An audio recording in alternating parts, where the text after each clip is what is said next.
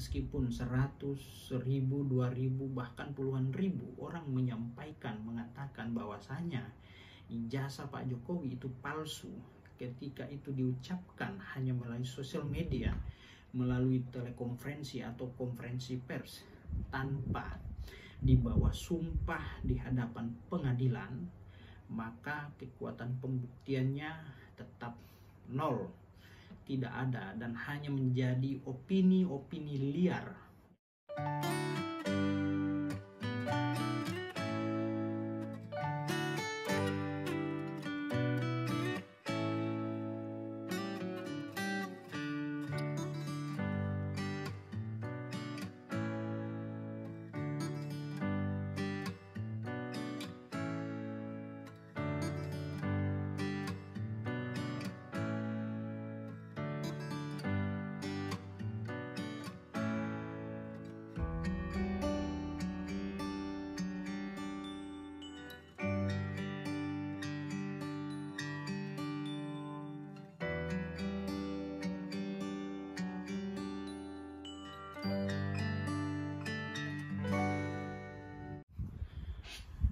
Assalamualaikum warahmatullahi wabarakatuh. Teman-teman, apa kabar semua? Sehat selalu ya, amin. Nah, pada kesempatan ini saya mau bahas mengenai pandangan atau tulisan Profesor Yusril Iza Mahendra mengenai pencabutan gugatan ijazah palsu Jokowi. Jadi dalam Instagram Pak Profesor Yusril Iza Mahendra di situ menyayangkan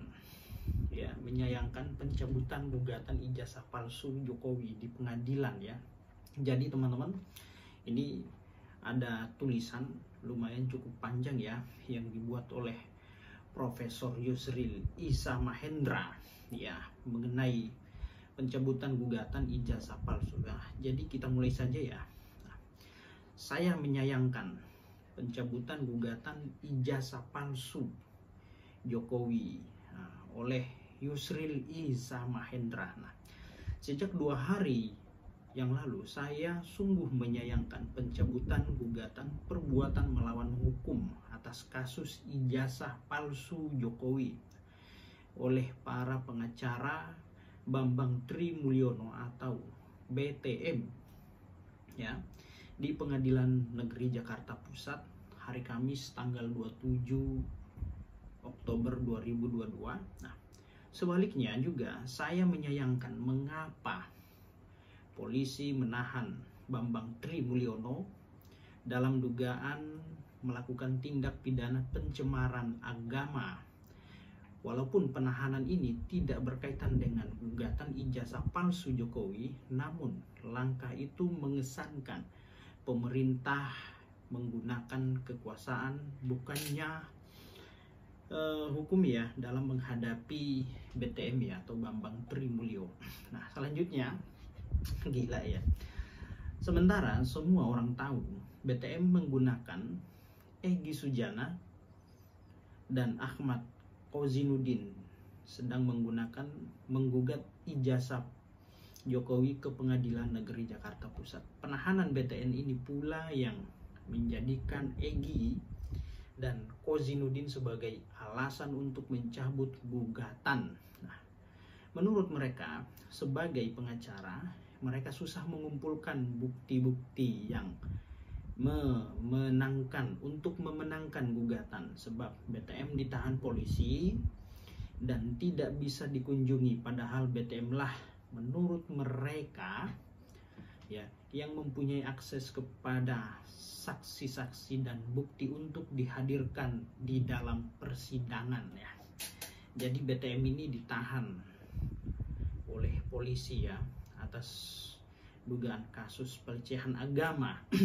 Makanya ditahan meskipun tidak ada kaitannya dengan gugatan ini, tetapi ya kita pahamlah bukan rahasia umum lagi ya.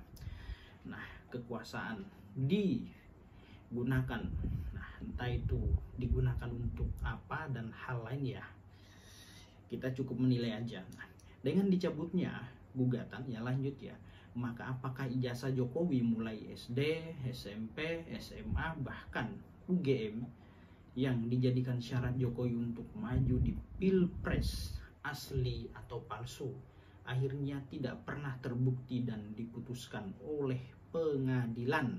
Nah, padahal putusan hakim yang ingkrah van Gewisde dan menyatakan ijazah Jokowi asli atau palsu sangat penting, bukan saja untuk mengakhiri kontroversi politik mengenai soal itu, tetapi juga sangat penting untuk kepastian hukum. Emang benar sih ya, harus ada kepastian hukum, jangan dicabut di tengah jalan.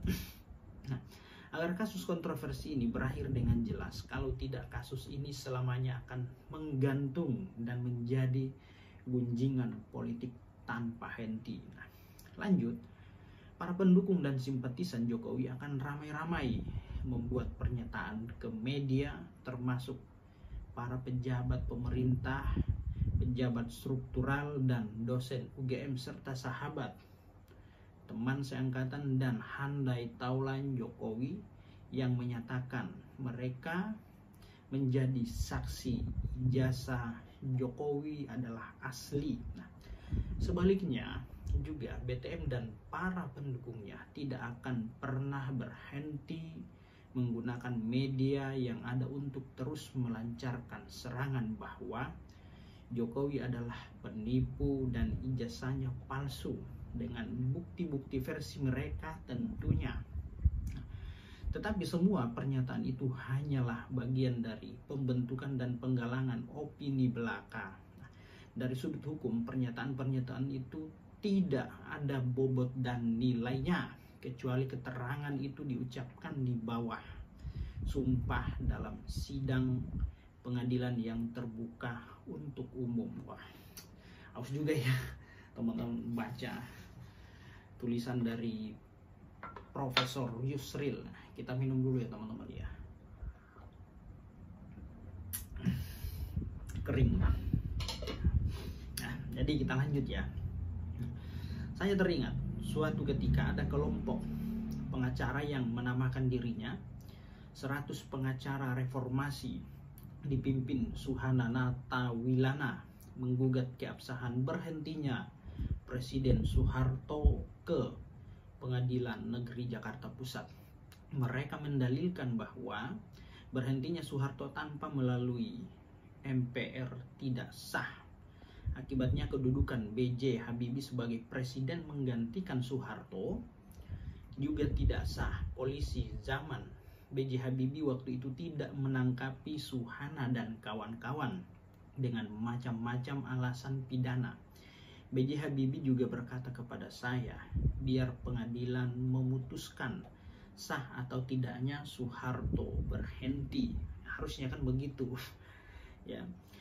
Dan sah atau tidaknya dirinya menjadi presiden menggantikan Soeharto. B.J. Habibie berkata demikian kepada saya di Binagraha dalam kedudukannya sebagai asisten. Nah, saat ini deputi ya Mensesnek yang melaporkan adanya gugatan itu. Nah, baik teman-teman, lanjut lagi.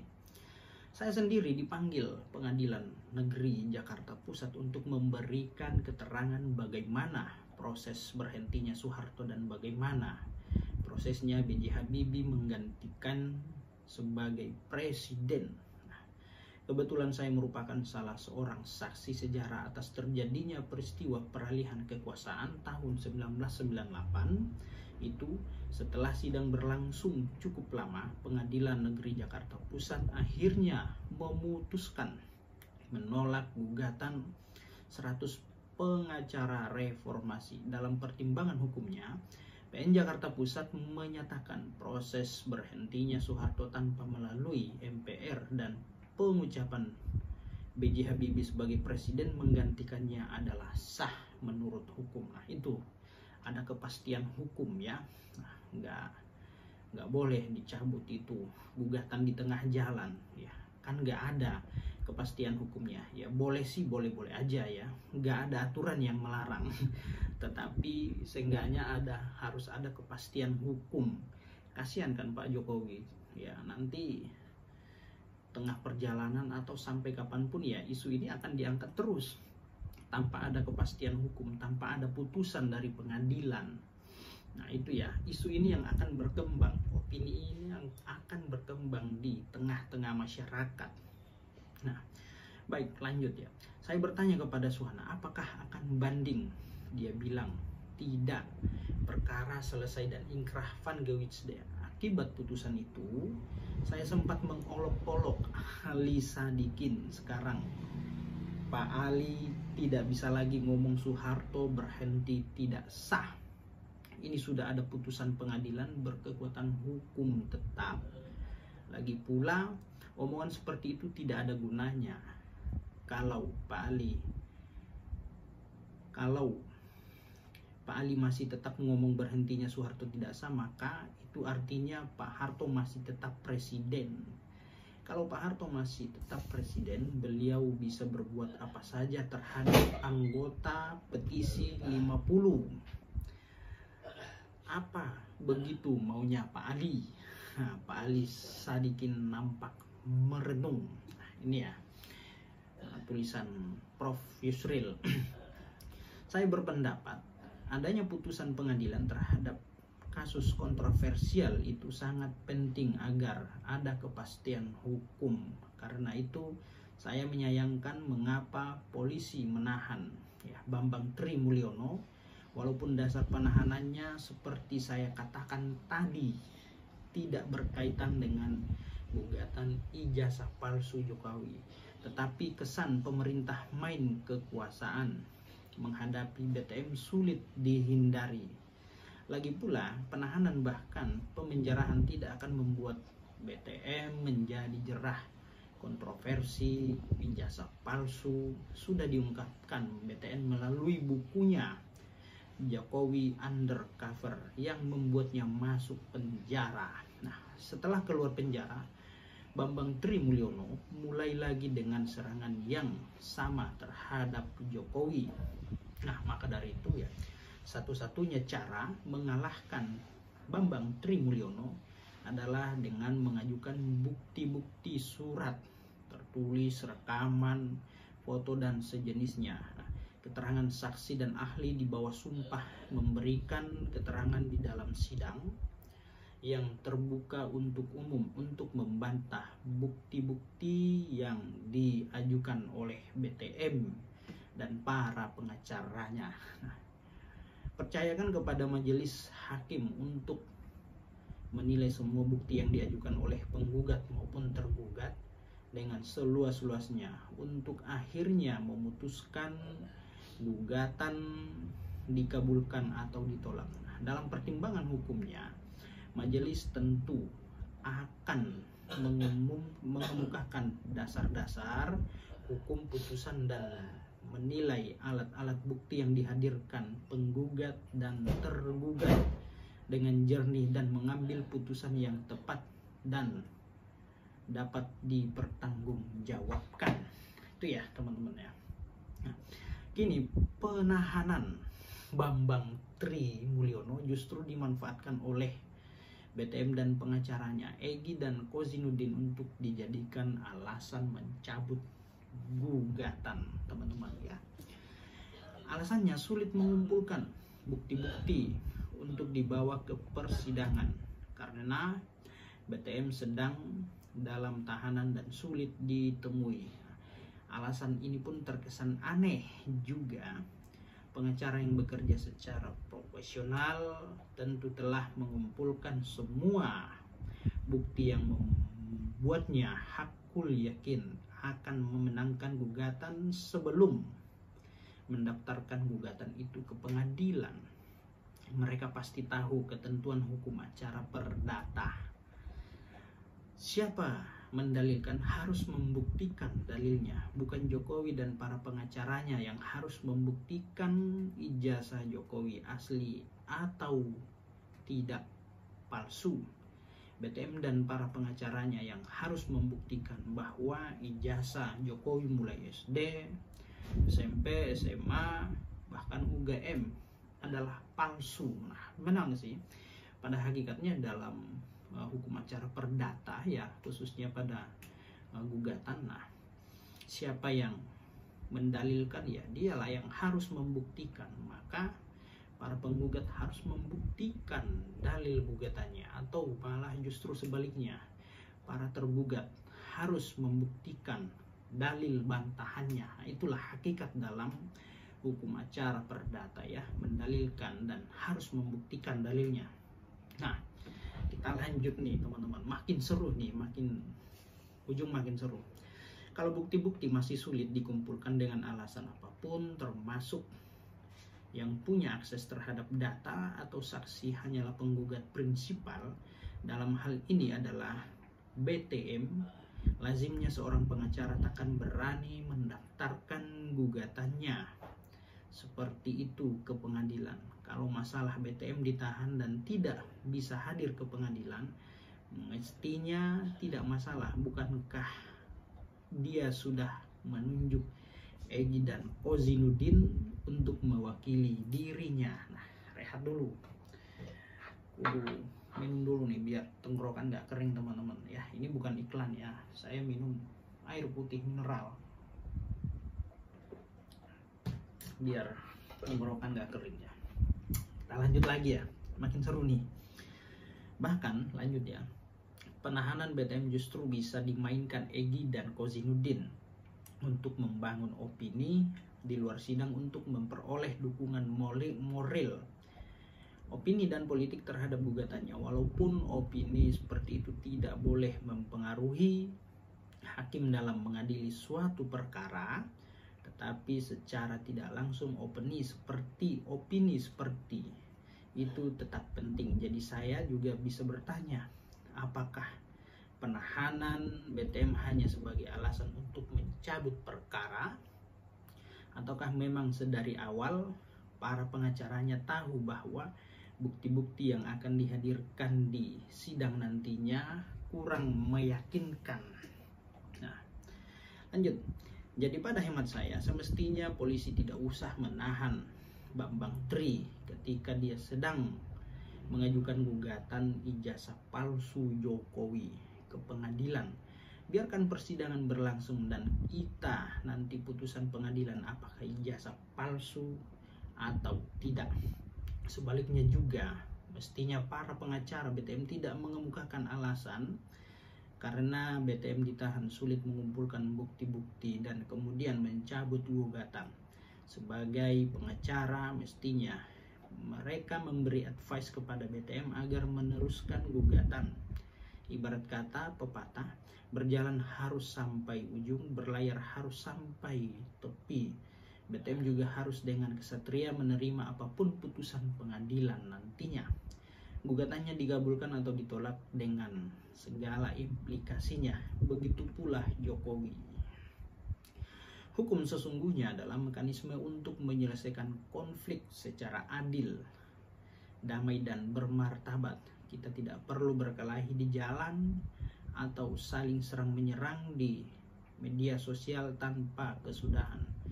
Bawa persoalan itu ke pengadilan dan biarkan hakim memberikan putusan yang adil. Beri dukungan kepada pengadilan untuk bersikap demikian, jangan ditekan-tekan apalagi diintimidasi. Alangkah baiknya juga jika Presiden Jokowi mengatakan kepada publik, misalnya, ini misalnya ya, saya tahu ada yang menggugat saya ke pengadilan dan menuduh ijazah saya palsu.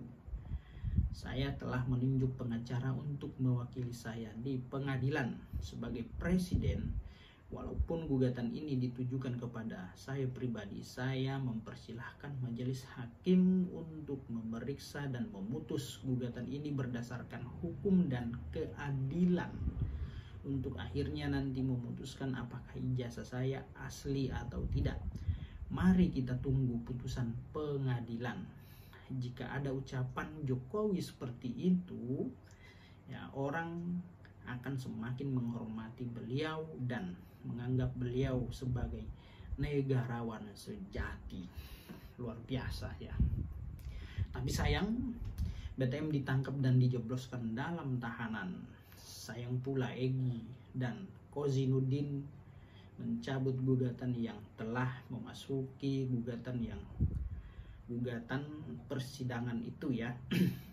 Akhirnya hukum tidak menjalankan fungsinya untuk memberi kata putus terhadap sebuah persoalan yang dipertikaikan, sementara kontroversi politik akan terus berlanjut tanpa tanda-tanda kapan akan berhenti.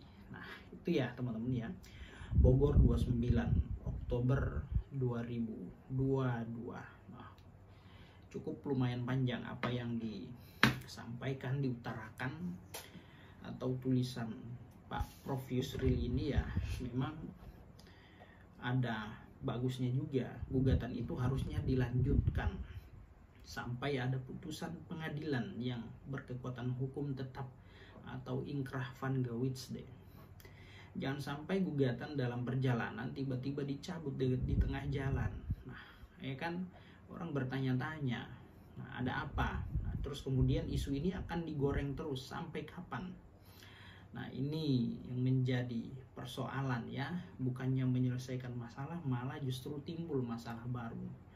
Nah, ini akan disambut oleh tim-tim pendukung Bambang Tri dan akan digoreng, dimainkan ya menjelang 2024 nih, atau kita nggak tahu ya.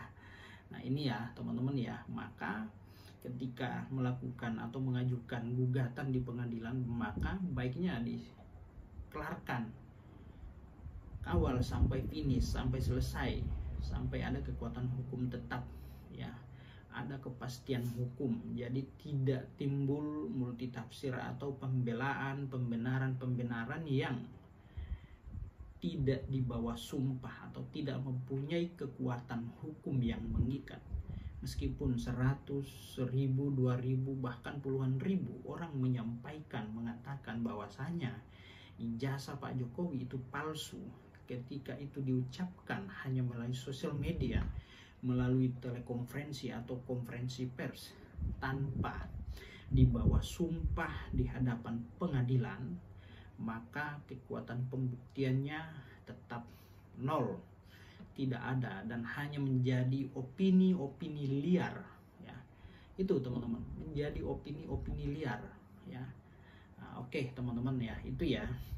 Saya hanya membacakan surat atau tulisan dari Prof Yusril Isa Mahendra ya, mengenai pencabutan gugatan yang dilakukan oleh Egy Sujana dan tim. Itu ya teman-teman ya, demikian. Assalamualaikum warahmatullahi wabarakatuh. Salam keadilan.